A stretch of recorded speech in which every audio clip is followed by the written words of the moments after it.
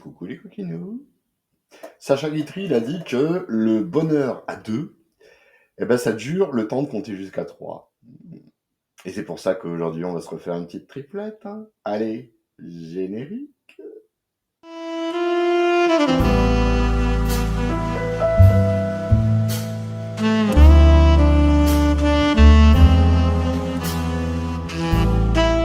Bon, mes petits loulous, parlons peu, parlons bien.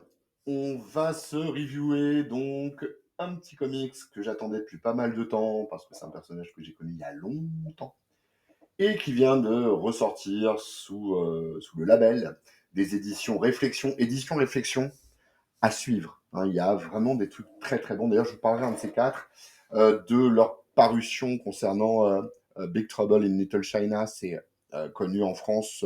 C'est une suite du film Jack Burton dans les Griffes du Mandarin de Carpenter, juste de la folie, et Escape from New York 1997. Donc, et les éditions Réflexion, notamment, hein, pas que, hein, mais ils ont pondu ça, ils ont édité ça, et c'est un gros risque par rapport à une petite maison comme ça. Moi, je dis chapeau bas l'artiste. Moi, je dis chapeau bas. Et pareil, ils reprennent un risque, mais cette fois-ci, c'est avec Captain, Captain Canuck. Captain Canuck, mais qu'est-ce que c'est ça, tabernacle? Alors, oui, l'accent de merde, je suis désolé. Donc, le personnage de Captain Canuck, c'est un personnage qui apparaît dans 1975. Et en fait, c'est un personnage made in Canada. Et on va même aller plus loin, made in Québec, hein, c'est clairement ça. Et donc, c'est un personnage un peu, alors, c'est pas tout à fait ça, mais un peu à la Captain America. Ou pour ceux qui connaissent, le garde républicain. Je ferai un truc sur le garde républicain aussi, en France. Donc c'est un personnage qui est représentatif donc du Canada, et plus particulièrement du Canada francophone.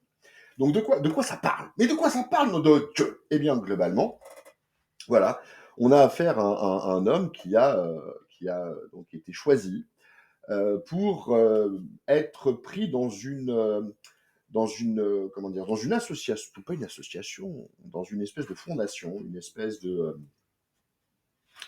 consortium monté par son propre frère. Oh, putain, ça s'annonce bien quand tu commences à baver dès les trois premiers mots. Monté par son propre frère, donc, hein, donc une espèce de fondation qui s'appelle Equilibrium, et qui cherche à faire en sorte que diverses conneries n'arrivent pas. Ils interviennent quand les autorités du coin sont dépassées, etc., etc. Donc voilà, c'est l'agence touriste, mais sans Mr. T. Pas du tout, pas du tout. Donc en fait, voilà, comment ça commence? Qu'est-ce que c'est que cette île? Donc Captain Canuck, alors on rentre, les deux pieds dans la même jambe du slip, hein. Donc concrètement, Captain Canuck est amené à intervenir sur une usine qui est en train de barrer en couille, hein, au Canada. Il y a le feu et tout ça. Et il s'avère que cette usine, il y a peu, elle appartenait à son frangin, qui est le patron d'Equilibrium. Des difficultés. Et donc il va intervenir là-dedans, et il va se retrouver confronté à des ouvriers qu'il était censé sauver et qui veulent lui foutre sur la gueule, dis donc. Et apparemment, il serait possédé, un peu mort-vivant, par une entité dorée. Enfin, un peu classique comme pitch de départ, mais vraiment, vraiment sympa. Et le truc, c'est que ça va pousser donc Captain Canuck, les beaux Captain Canuck, ça va le pousser à aller dans le sens de ses origines, hein. C'est pas une origin story, mais c'est vachement bien, c'est vachement malin. En fait, au travers d'un récit actuel, on te replonge sur les origines du personnage. Et ça, c'est vraiment cool, pour le coup, hein. Donc, il va être contraint, parce que son frère est enlevé entre-temps, tout ça, par un personnage qui n'est pas super gentil. Et il va être contraint, donc, de retourner sur les lieux où il a gagné ses pouvoirs, en fait, accompagné bien sûr de spécialistes. Il y a un petit côté G.I. Joe. Il faudrait que je fasse un truc sur G.I. Joe. Bon, bref, il y a un petit côté de G.I. Joe. Il est accompagné d'une spécialiste sniper. Il est accompagné d'un personnage spécialiste en informatique. Tout ça, un grand pilote d'hélico. C'est vraiment, vraiment cool là-dessus. C'est vraiment simple. J'aime bien, moi, ce genre de petits machins où les personnages sont épaulés par des spécialistes et tout et tout. Vraiment, il y a un côté de G.I. Joe pour le coup, hein. Et donc, il va se retrouver à essayer d'aller chercher son frère à la source de son pouvoir, en fait. Et qui va bien évidemment barrer en glaoui. Ça barre en cacahuète, hein, totalement. C'est vraiment, vraiment très sympa. Ça se lit, mais alors, t'as ouvert la première page, t'as fini la dernière, hop, c'est voilà. C'est comme avec maman au lit, hein, c'est 3 minutes chaussettes comprises. Hein, c'est assez hallucinant. Et non, vraiment, vraiment, c'est cool. Moi, j'ai beaucoup aimé. Moi, je connaissais en fait surtout les anciens Captain Canuck. Ça, c'est un espèce de reboot. Et, euh, et on n'y perd pas. Très honnêtement, c'est vraiment cool à lire. C'est de l'aventure, teinté d'espionnage, teinté de SF. Vraiment, vraiment très, très cool, quoi. Et c'est aux éditions Réflexion, dont je répète que il s'agit d'une petite boîte qui prend des risques dans ce qu'elle publie. Et c'est eux ils ont republié Cyberforce pour vous, voilà. Parce que bah, le patron, hein, qui est un monsieur que je connais de loin, mais que je connais quand même un petit peu, c'est aussi un vrai fan de comics, et donc il nous lance ça parce que bah, il estime que ça a une certaine force et que finalement ça peut nous intéresser. Et moi ça m'a intéressé. Hein. Alors, Captain Canuck, donc Québec, tout ça, tout ça. Mais il n'y a pas de côté patriotique, hein. Il n'y a pas le côté, oh là là, Canada is the best. C'est un peu comme pour je reviens dessus, hein, mais le garde républicain. Il y a des gens qui vont dire, oh, garde républicain, un truc patriotique, machin. Non, non, non, ça va au-delà de ça, ça va au-delà de ça. On prend les idéaux, parce qu'en fait, les idéaux de ces nations, hein, que sont la France ou le Canada, bah, ils sont assez louables hein, quand même, hein, mine de rien. Et puis, bah, on en fait un personnage qui est super intègre. Alors ça c'est vrai, hein, c'est super, il est super intègre, il est super super carré. C'est le mec qui va plonger dans le feu pour aller sauver 3 connards et tout ça. Et ouais, non, vraiment pour le coup ça marche vachement bien, quoi, ça marche vachement bien. En plus, il y a une espèce de, alors pas d'antagonisme, mais il y a une espèce d'opposition avec son propre frangin qui lui est limite à l'opposé. Enfin, il reste sympathique, mais limite à l'opposé. Et vraiment, vraiment, c'est plutôt cool. Et puis, c'est pas dégueulasse du tout. Hein. En termes de dessin, attendez, je vais essayer de vous trouver un petit truc. Tant pis pour ceux qui regarderont pas et qui s'amuseront que avec la vidéo. Eh ben, eh ben quoi, merde. Ça va quand même, hein. Hein, il y a un truc sympa. Il y a des petites splash pages. Oh la vache! Splash page qui pétouillent bien. C'est pas prétentieux. C'est-à-dire, bah, c'est au niveau de ce que ça doit être. Hein, c'est un petit truc. Mais voilà, ça se laisse, ouais, c'est tranquillou. Hein, voilà, ça se laisse lire. Et franchement, j'ai passé un super agréable moment. Saint-Thomas, Saint-Thomas, qui dans l'absolu se suffit. Alors bien sûr, il y a un cliffhanger de fin qui vous dit ah il faut la suite, il faut la suite. Mais bah, bon, moi j'irai sur la suite, figurez-vous, parce que c'est du bon taf, c'est du bon boulot. Au-delà du fait que j'aime bien soutenir les petites boîtes en plus, ouais, c'est vraiment un truc très très cool. Hein, et puis pour nos cousins canadiens, ça fait toujours du bien de voir un truc qui vient de chez eux. Voilà. Walou Walou pour le premier, donc Captain Canuck. Ouais, sympa, vraiment, vraiment sympa. Alors, ça révolutionne rien, hein, on est bien d'accord, mais c'est du bon récit d'aventure et ça fait le taf, quoi. Ça fait le taf grave de grave. Hein. Ça, voilà. Ça va chercher la petite goutte qui reste. Voilà. C'est très, très bien. Ta deuxième. Alors, je crois que je vous en ai déjà fait un.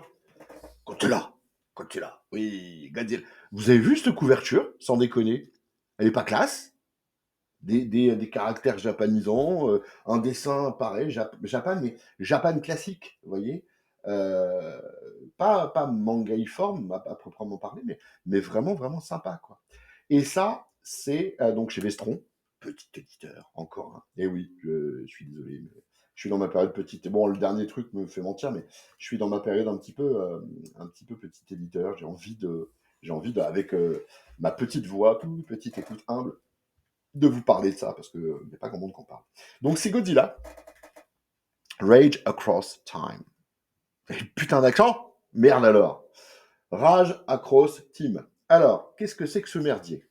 En fait, donc je répète, c'est chez Vestron, encore une fois. Hein. Vestron, très très bien. Très très bonne maison. Plein de petits formats comme ça, en souple. Il publie les Transformers, il publie Rome, il publie bah, les Godzilla, quand il y en a. Ils avaient publié je vous en ai parlé déjà. Ils ont publié le scénario de Rod Serling sur la planète des singes. Voilà. Pareil, encore un petit éditeur qui prend des risques et qui fait un putain de bon taf, c'est avec des trucs, quoi. G.I. Joe ils font du G.I. Joe. En France, franchement, G.I. Joe, fallait oser, quoi. Eh ben, le mec, il a pris les glaouis comme ça, il a dit merde, une main, ça suffit pas, il a mis les deux, et paf, il a pété la table avec, dis donc. Donc, voilà, le gars, moi j'y crois. Godzilla, Rage Across Time. De quoi s'agit-il? Eh bien, en fait, ça prend bien son nom, c'est Godzilla au travers du temps. En fait, sous le. La base, c'est qu'il y a deux archéologues, alors pas sur le premier, pas immédiatement sur le premier récit, mais on va voir qu'il y a deux archéologues qui vont retrouver des traces au travers de l'histoire, comme ça, de la présence possible de kaiju, donc de gros monstres méchants qui niquent tout, dont Godzilla, quoi. Et vous allez avoir toute une série de récits, alors je sais plus combien il y en a, mais ils sont bien, putain, qu'est-ce que c'est bien. Je sais plus, 5 ou 6 récits différents, où on va voir donc la contribution des kaiju, et notamment Godzilla, mais pas que, dans l'histoire mondiale. Vous voyez.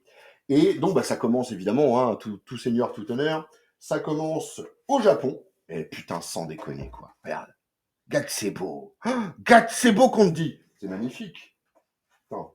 Regardez, regarde. Ouais, alors, on parle de Japon, voilà, c'est du dessin un petit peu japanisant, mais pas japanisant manga, plutôt classique dans, dans, le, dans le découpage, dans les visages et tout et tout. C'est vraiment bien foutu. Donc, on a un premier. Alors, je vous fais juste le premier récit, mais après, je ferai un petit pêle-mêle. On a donc deux guerriers. Deux guerriers qui se foutent sur la gueule. Déjà, ils s'aiment pas. Ah, ils s'aiment pas. Ils se battent et tout. Et en fait, ils sont avertis par un espèce de décret impérial qu'il faut aller sauver le Japon parce que ça part en couille à un certain endroit. Alors, je ne sais plus où exactement. Bref. Donc, il y a une. Alors, déjà c'est la flotte de Kubilai Khan qui débarque et donc ils se disent oulala, on va s'en prendre plein le pif. Et puis, bon, évidemment, vont débarquer les kaiju, quoi. Et ces deux guerriers que tout oppose, hein, qui se s'aiment pas, vont être obligés de combattre l'un aux côtés de l'autre, jusqu'à combattre des kaiju avec leur petite épée, leur petit art, etc. Et bien sûr, à un moment, il y a Godzilla qui va intervenir. C'est mortel, sa mère. Enfin, moi, j'aime bien. Voilà, je suis un peu véhément sur ce coup-là. Le deuxième récit, c'est un récit alors avec la Grèce antique, hein, alors, je ne vais pas vous le faire là, mais voilà, en gros, Godzilla, la Grèce antique, la mythologie, les dieux et tout et tout, quoi. Le troisième, c'est basé sur un petit truc arthurien, en fait, hein, c'est très fantasy, héroïque fantasy, arthurienne, encore une fois, hein. Le quatrième récit, je l'ai fait tous au fur et à mesure, toujours avec les architectes, non, les archéologues. Cette fois-ci, on va suivre Hannibal le Carthaginois jusqu'à son attaque de Rome sur Rome.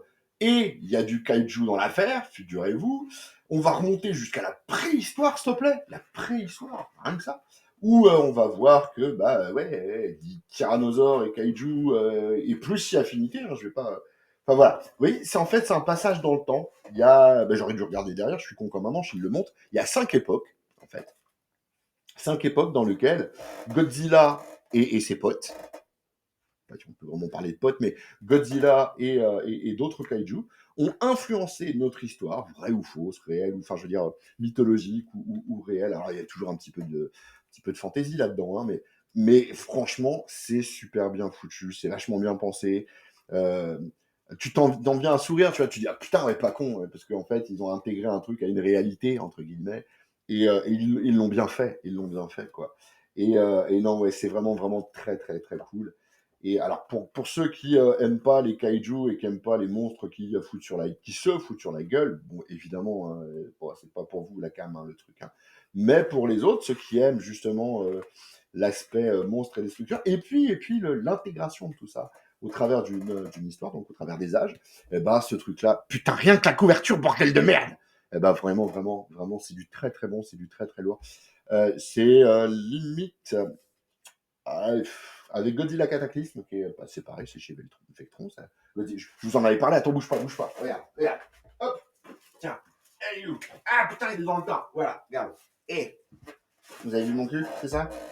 C'est pas grave, j'ai un super caleçon Star Wars, je suis vachement fier. Godzilla Cataclysme, toujours chez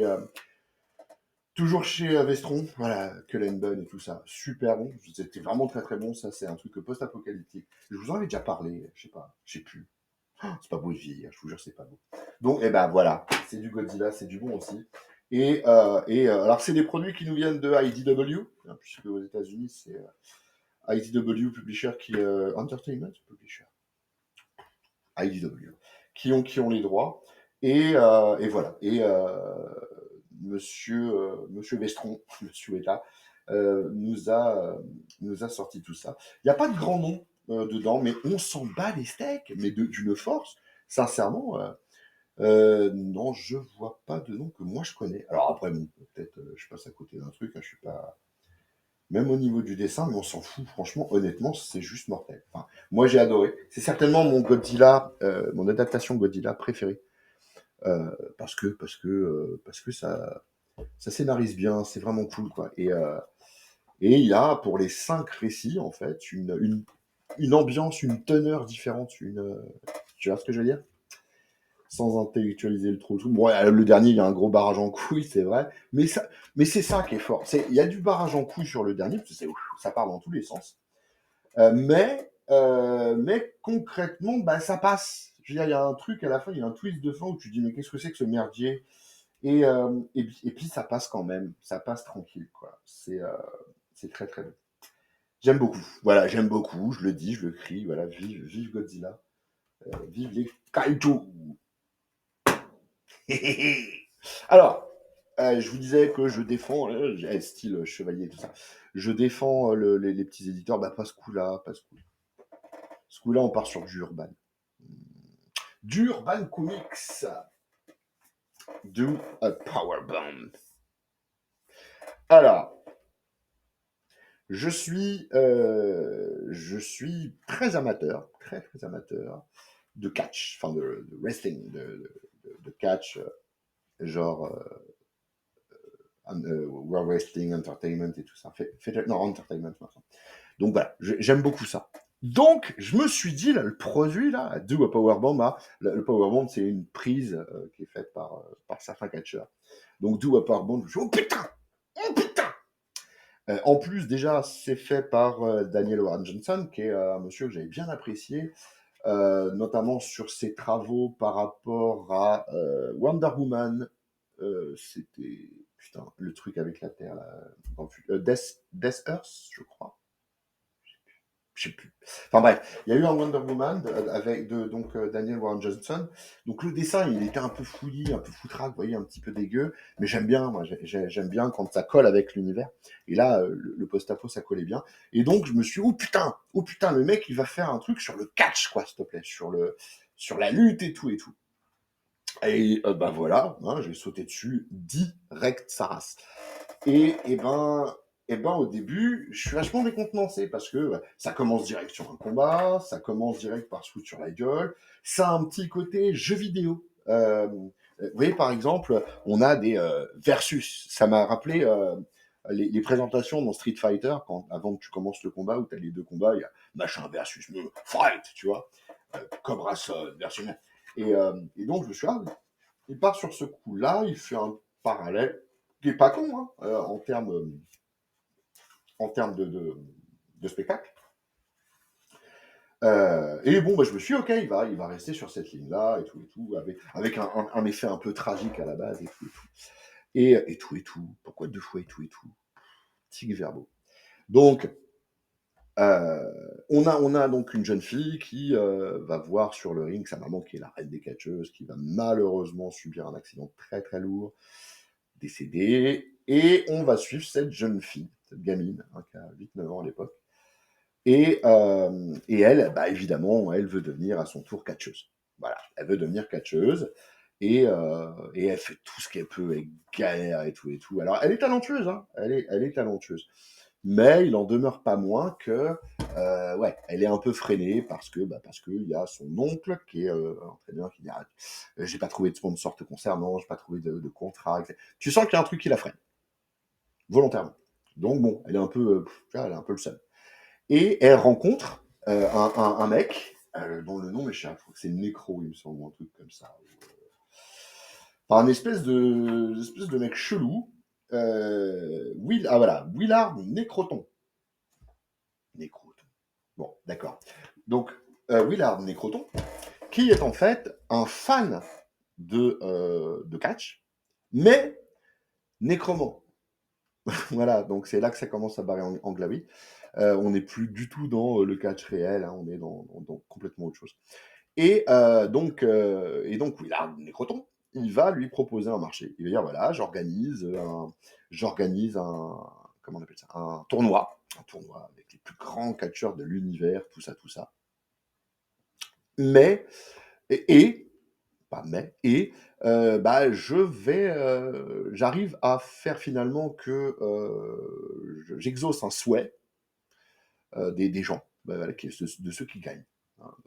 Donc, étant donné qu'il est nécromancien, le souhait, ça peut très bien être le retour d'un être mort, hein, le ramener à la vie. Quoi. Et alors évidemment, la gamine, elle rêve que voilà, de catch. On lui dit bah, peut-être qu'on va te rendre ta mère parce que t'es ah, donc ben oui, oui, oui. Mais en fait, c'est du tag team, c'est-à-dire que c'est du catch par équipe. Voilà. Et il faut un équipier. Et donc, qui elle va voir? Qui elle va voir? Dis-toi, dis donc. Elle va voir le mec qui a catché la dernière fois avec sa mère et qui a fait le geste qui malheureusement l'a tué. Et le mec, bah ouais, tout de suite, il y va. Voilà, il est un peu coupable et tout et tout. Et donc, ils vont se retrouver tous les deux à affronter des créatures, des catcheurs. Ouais. Mais bah, ça commence par un couple d'orang-outans, tu vois déjà. C'était le truc. Hein. Donc c'est pas tout à fait le. Et alors, un point important, c'est bon, tout le monde sait que le catch c'est du spectacle, hein, c'est du divertissement sportif. Donc que effectivement les coups ne sont pas portés, que bon, ça reste des putains d'athlètes. Hein, essayez de vous faire ce qu'ils font sans vous niquer. Franchement, rien que pour ça, chapeau. Bah, enfin, c'est un truc, même pas j'ai envie de discuter parce que bah, globalement, je suis fan. Enfin bref. Et là, par contre, bah, on leur dit, dis donc, ici c'est pour de vrai. C'est-à-dire qu'on leur a appris toute leur vie à ne pas porter les coups. Et là, s'ils veulent gagner, eh ben, qu'ils déglinguent des gueules. Voilà. En vrai. Donc, de porter des coups et tout. Et tout. Donc, bah, il va falloir. Hein. Il va falloir. Donc, bah, ouais, ça va être un peu violent. Ça va être un petit peu du claquage de gueule, j'ai envie de dire. Et c'est vraiment super bien foutu. Alors, on va suivre ce tournoi, en fait, hein, jusqu'au stade final. Je vous raconte pas ce qui se passe ni à la fin, ni plus tard, ni là. Mais sachez que, bah voilà, ça se chicote la gueule. Mais bien. Avec graphiquement une super dynamique. Quoi. Alors, il y a des concepts complètement barrés, complètement dingues. Il y a une équipe qui s'appelle Pizza Party. Donc, voilà, ils se fritent avec des pizzas, peu de choses près. Ça a le ridicule que peut avoir des fois le catch. Vous savez, le côté vachement complètement barré en glaoui, complètement burlesque même, quelquefois. Et pour le coup, ça a quand même un petit côté assez épique, quoi. Il y a vraiment quelque chose.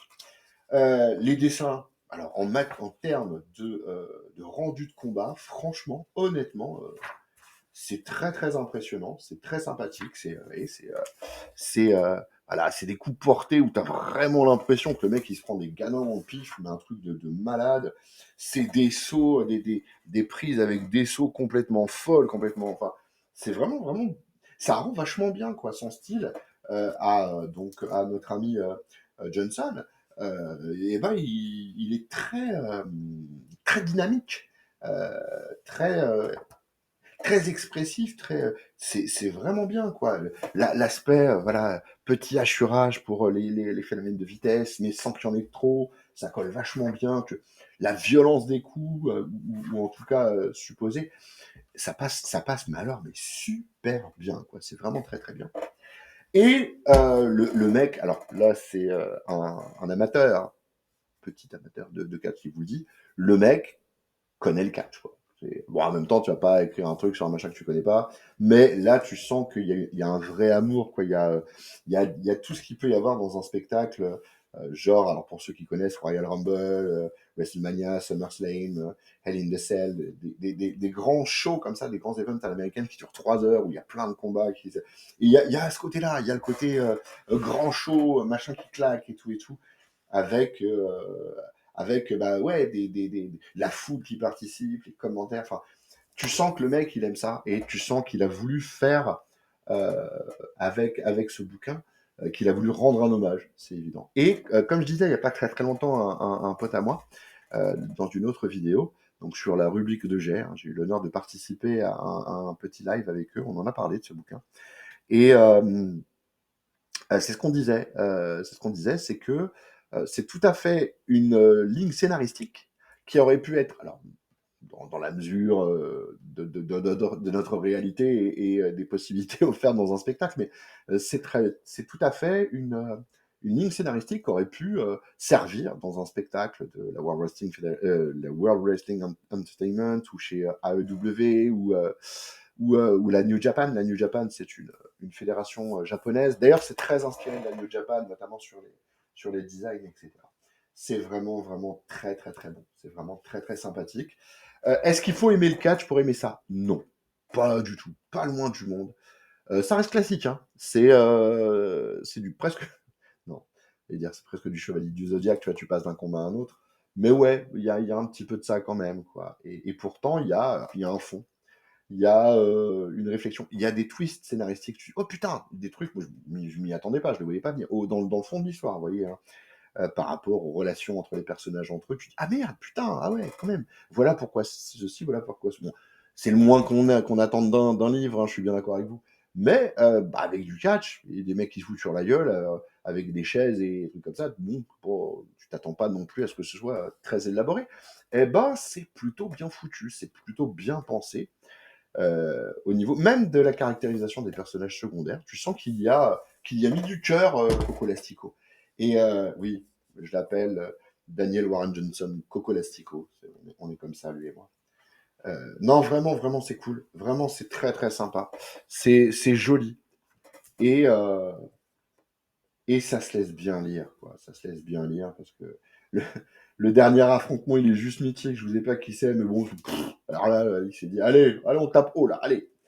Et il y a de la vraie tendresse, il y a un vrai regard sur encore une fois les liens qui peuvent venir des gens entre eux, même dans le cadre d'un combat. Et ouais, non, c'est vraiment très très très très très sympa. Et puis, quand on te dit que je me sens prête à botter des culs, voilà, je veux dire, ça t'achète ça, quand même. Faut, hein, dis donc. Voilà, d'où à Powerbomb. Il est sorti, mais pas mal, enfin pas mal de temps, non, peut-être pas, je crois que c'est en septembre, donc je suis un peu à la bourre, mais bon, voilà. Allez-y, franchement, allez-y, quoi, putain, sans déconner. Allez, il y a des trucs comme ça, là, où on voit vraiment bah, des gestes qu'on voit sur les rings. Et puis si on regarde dans la foule, il y a des petits visages connus, il y a des petites choses, il y a il y a plein de petits clins d'œil. Très, très, très sympathique. C'est un super moment que j'ai passé avec ce bouquin.